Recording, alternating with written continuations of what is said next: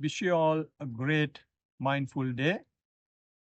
Today, I'm going to discuss how you label when you have your attention diverted or directed or grabbed by something other than the main object, which we usually call disturbances.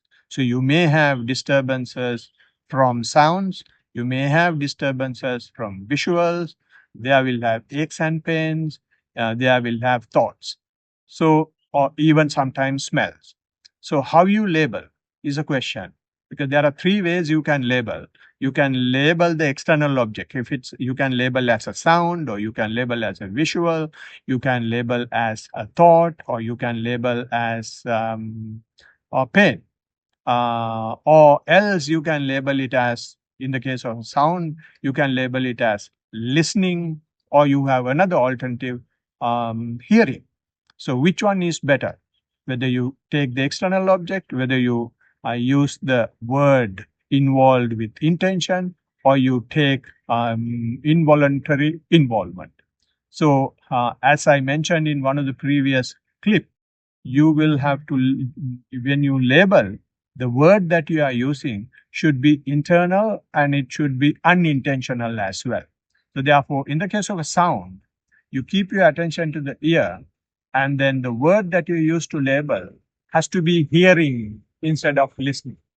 And when you have a visual, you will have to use the word seeing rather than looking.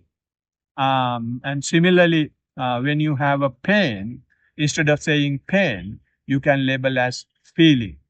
And at the same time, when you have thoughts, instead of labeling as thoughts, you can label it as thoughts occurring.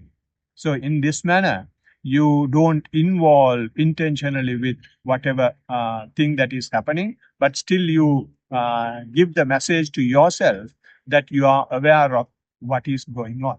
And again, what is important is not the word that you use to label, that has its own significance. Other than that, what is most important is you are trying to be mindful and you bring your attention to what is happening right here and right now. And when you do that, you should be able to get the shapes and manners of what you hear, what you see, what you feel, and whatever the thought that you offer. In that manner, you will convince yourself that you have been aware. And you can convince somebody else as well that you definitely have been in that particular moment with yourself.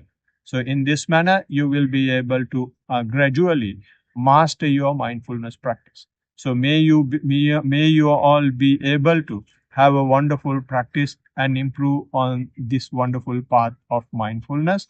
Wish you all great mindful future. Blessings.